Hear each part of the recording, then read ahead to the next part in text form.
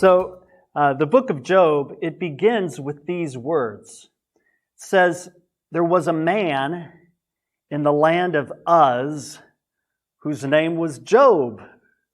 And you might as well tell me that there was a man in the land of Uzbekistan, because immediately I'm wondering, where in the world is Uz?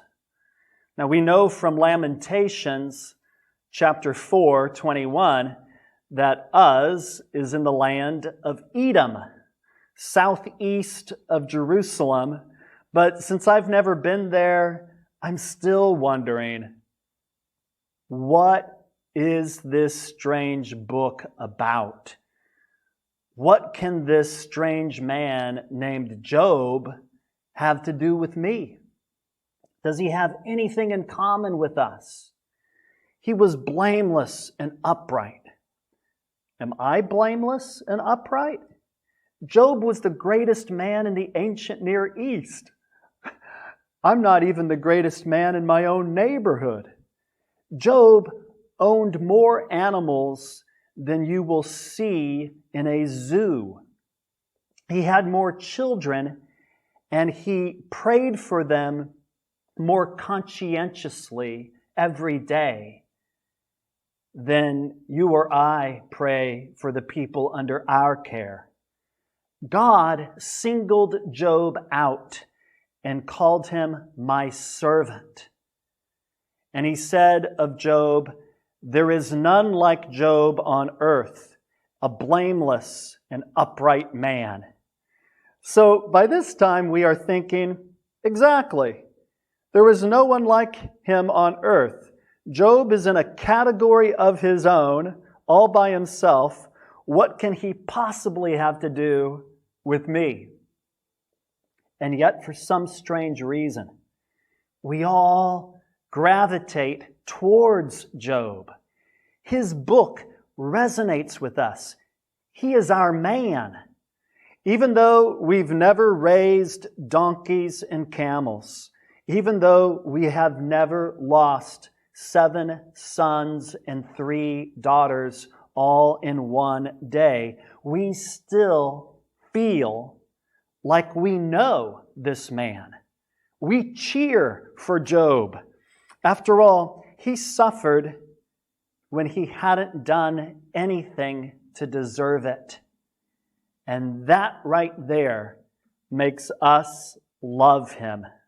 That right there, the fact that he is an innocent sufferer, makes him our hero.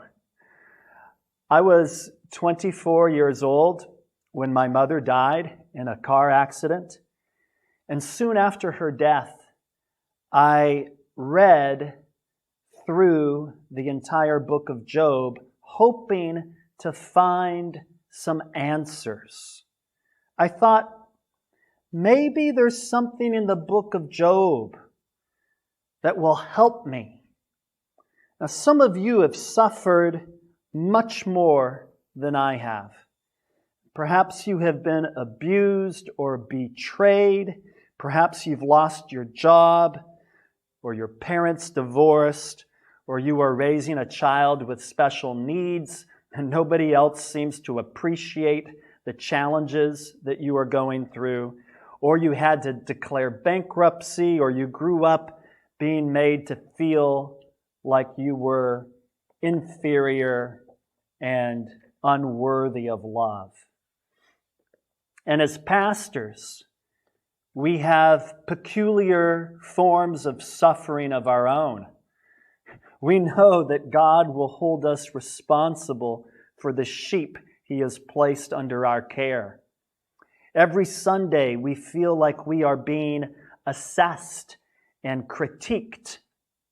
We worry that the ministry might be sucking the life out of our wife, that our marriage is not going to thrive in the fishbowl of congregational life, that my wife will never have a true friend, that my children will walk away from the faith because of all the conflict that they experience in the church. People expect us as pastors to do the impossible, to say just the right words that will save their unregenerate family members. And then on the other hand, sometimes those very same people want us to not say anything that will make anybody uncomfortable. Please don't say anything that would get too specific, convicting us of any sin. Could things get any worse for a pastor? Well, welcome to COVID-19. As a pastor, I've had parishioners accuse me of putting people's lives at risk by not doing enough to make sure everyone is masked up and vaccinated. Others have accused me of selling out to the government because I want to follow most of the rules. And you are stuck there in the middle, and you start to feel very much alone. Suffering is bad enough, but isolation becomes self-fulfilling prophecy. For when I retreat inwardly, I stop paying attention to the people who actually are reaching out to me, who actually do love me, who actually are praying for me. From chapter 3 of the book of Job all the way to chapter 38, Job feels very much alone, isolated. But he didn't start out that way. He started out surrounded by people who loved him. 10 children. How many hundreds of servants? And even when disaster struck, when in one day he lost all his money, all his prestige and honor, all his children, even then Job was not alone, for he had 3 solid friends who traveled a great distance to sympathize, to empathize, to comfort Job, and to simply be with him. For 7 days, his friends just sat there with him in the dust. And out of respect for him, they didn't say a word. By God's grace, can I be that kind of a friend to the people in my life? I ask that sincerely because Job's friends, we need to give them credit for how they begin the journey with Job. But as soon as Job started sharing from his heart, as soon as he started being honest, his 3 friends thought that perhaps this was the time to share with Job some of the wonderful little insights they had been gleaning in their daily devotion times with the Lord. And that's when Job realized that he really was alone, that no one in his life got it. Already his wife was urging him to curse God and die, but now his friends, who had graduated from Bible college with Job, whose theology was orthodox and solid, they were managing to use that good theology as a stick to beat Job up when he was already down. There's unconfessed sin in your life, Job, and it's high time you repented. Well, since we all sin every day in one way or another, these friends were almost certain to be right? But if we as pastors and counselors are filled with that kind of self-righteousness, we will be blind to the need to just humbly seek God when we are in a crisis, to seek God for the wisdom that we need when we are confronted with tragedy. Rather than think that we are ready to pontificate on a moment's notice on each and every situation in life and be the great opinion giver, we would do much better to put our hand over our mouth and to wait until God actually gives us something to say. He will give you that apple of gold in settings of silver to give to someone else in their time of need. As we walk through the book of Job together, we're going to consider the following 7 things. 1, the depth of Job's suffering. 2, how Job foreshadows Jesus as the suffering servant. 3, we will look at 7 explanations for why suffering happens. 4, we'll look at the spatial progression of Job's journey. Metaphorical spatiality in the book of Job. 5, how God gives us better gifts than what we are praying for. We'll look at that. And 6, how Job is a new Adam in a new Eden, preparing us to meet Jesus, who truly is the second Adam, the new man. And 7, we'll look at 5 layers of conflict in the book of Job and how they prepare us for the gospel. And then we'll just close with a few words about preaching. So let's consider first the depth of Job's suffering. Can we quantify his suffering? Can you quantify your own pain? The doctor always asks us, on a scale of 1 to 10, how high is the pain? Can you quantify Job's pain? Here's a top 10 list as an attempt to quantify it. He was in shock from the cumulative effect of losing everything in one day. 2, Job had lost all his monetary power, all his privileges associated with being wealthy. 3, Job had lost all his prestige and honor in the community. People used to seek out his opinion, and now, instead, he was the butt of everyone's joke.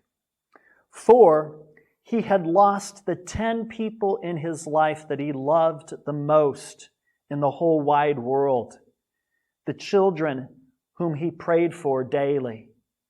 5, Job had lost his future, therefore, because not only would his name die out with the death of his children, but there would be no one there to care for Job in his old age, in his time of need. 6, Job lost his health. And if we don't have our health, what do we have, right? He had loathsome sores on his skin from the sole of his feet to the crown of his head. 7, add to this the fact that Job's wife was not supporting him in the one thing that mattered most, his relationship with God. She was supposed to be his helpmeet, to complete him, to rule alongside him. And truly, given how much she was suffering, we can't really blame her, right? But it does happen to be the case that when Job needed someone to preach the gospel to him, his wife either was not willing to or was unable to do so. Number 8, Job's 3 friends were tone deaf. Instead of praying for Job, they offered long-winded speeches about mysteries that were above their pay grade. 9, even though Job did not know this, he was being attacked by Satan. Deep evil was in the background behind this situation. And 10, what the book of Job uncomfortably tells us is that God Himself was behind this situation. The Sabaeans and the Chaldeans, they were to blame for killing Job's servants and stealing his animals. But that was small stuff to the fact that God had signed off on the whole event.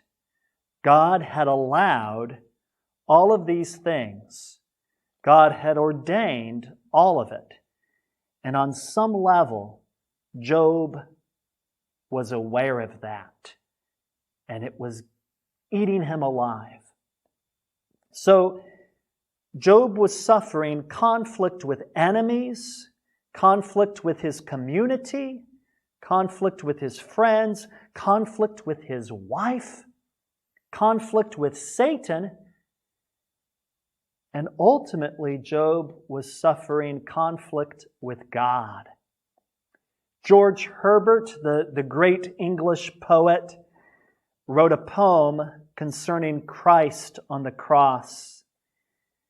Perhaps you're familiar with this poem. Every stanza in Herbert's poem ends with Jesus asking a question. Was ever grief like mine? Was ever grief like mine? And of course, the answer to that question is no.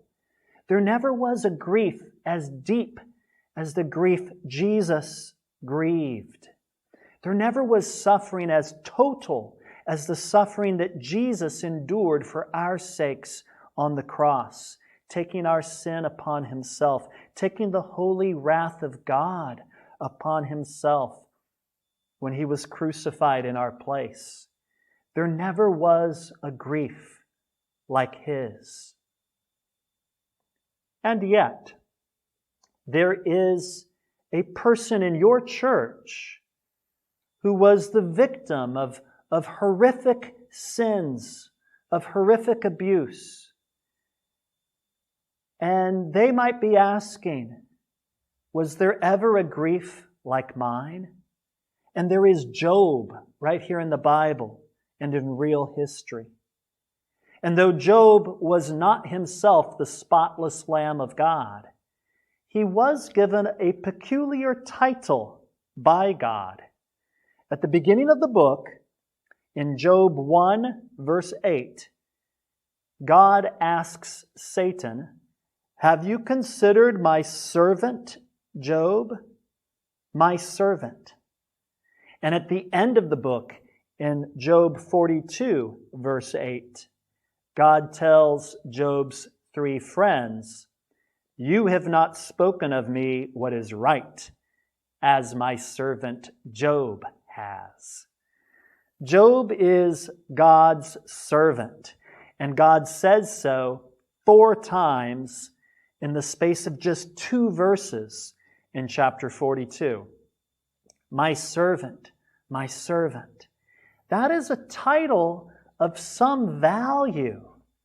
What's more, God is preparing Job to be a suffering servant. John Hartley, in his commentary, shows how Job's status as the suffering servant prepares the prophet Isaiah to prophesy to Israel about God's suffering servant, the eschatological suffering servant, the one who will not merely suffer innocently, but who will suffer vicariously and redemptively, the one who will bring about atonement. How does the Apostle Paul put it in 2 Corinthians 5:21? He says, "For our sake He made Him to be sin who knew no sin, so that in Him we might become the righteousness of God."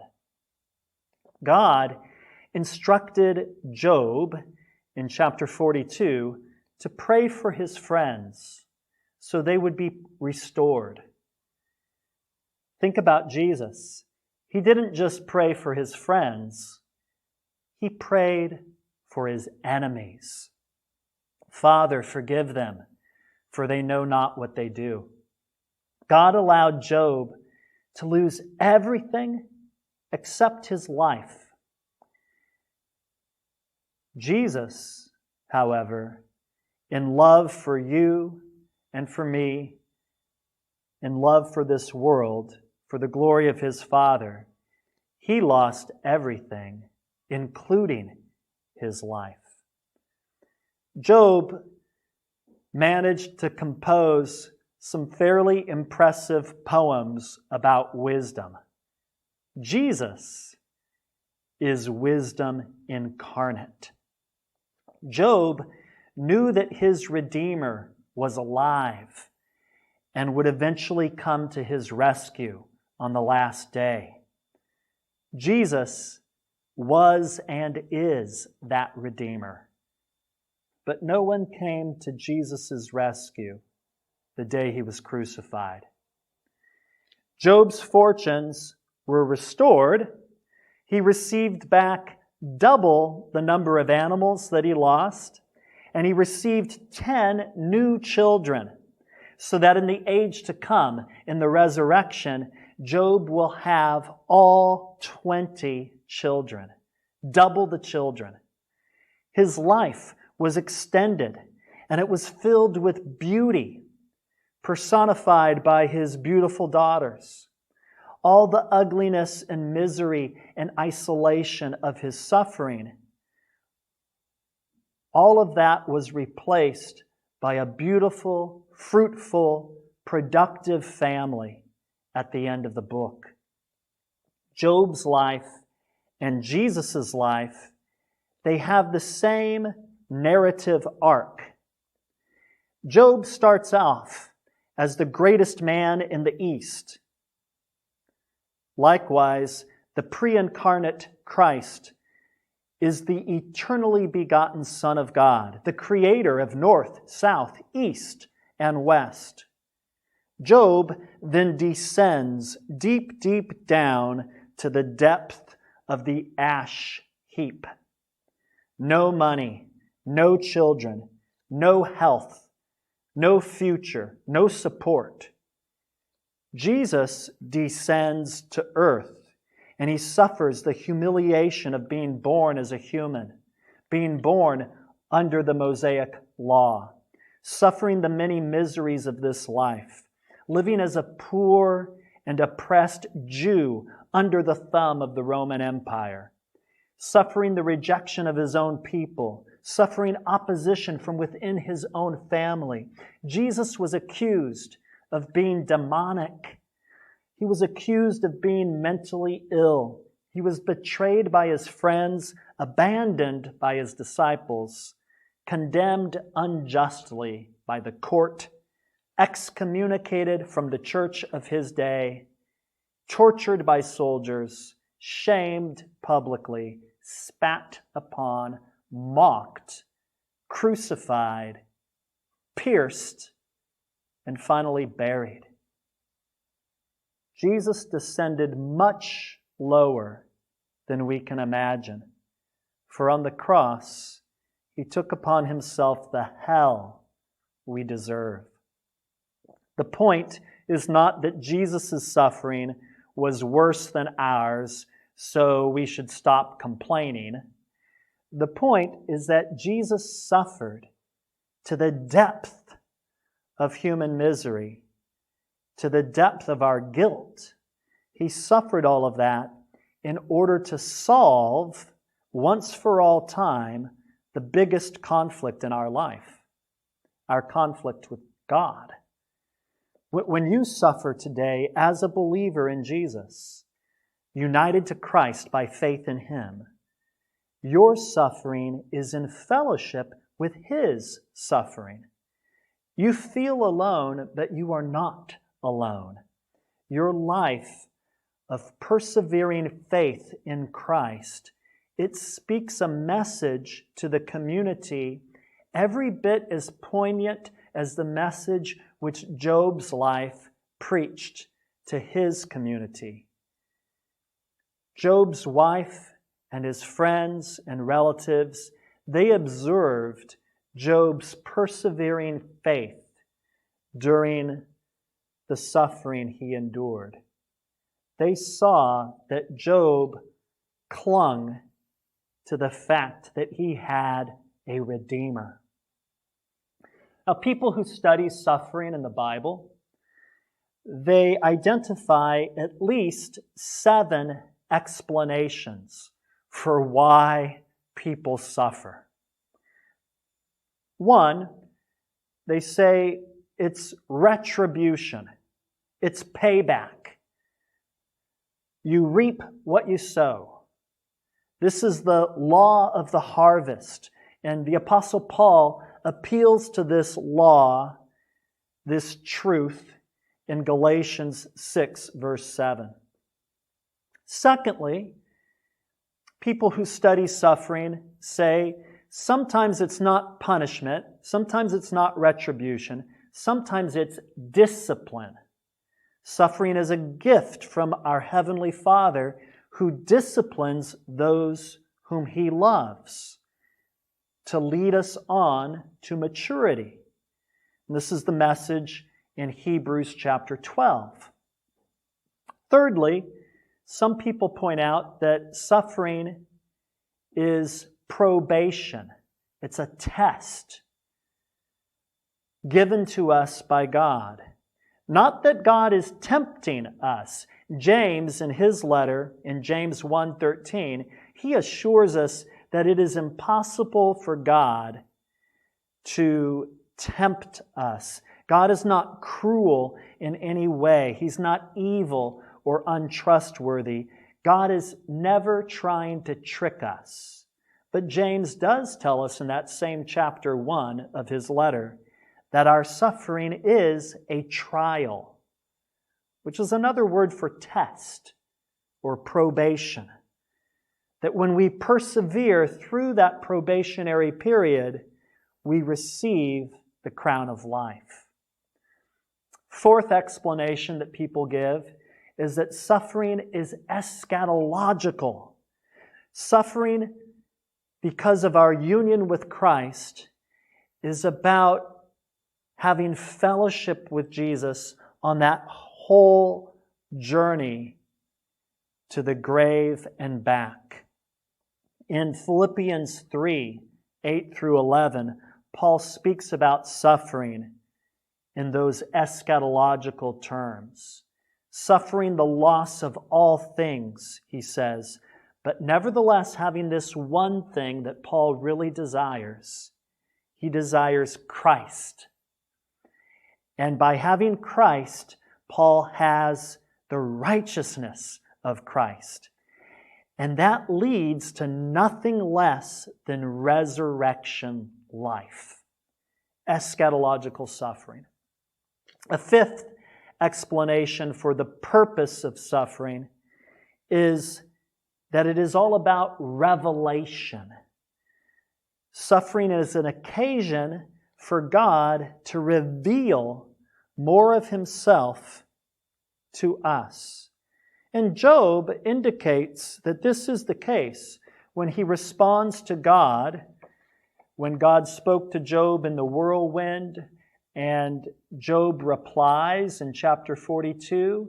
Job says, I had heard of you by the hearing of the ear, but now my eyes see you.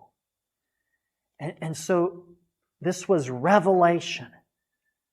God revealed more of Himself to Job through suffering.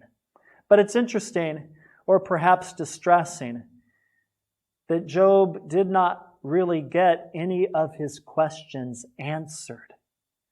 Which leads us to number 6. When it comes to the purpose of suffering, explanation number 6 is that suffering is a mystery. Suffering is ineffable. We cannot quite talk about it. It's beyond us. As finite creatures, even when the noetic effects of the fall are removed from our sin-infected minds, and we are glorified someday and are free at last, will we ever even then fully comprehend why God allowed such deep suffering and misery in the world? Or will we simply trust Him concerning the mystery of it all?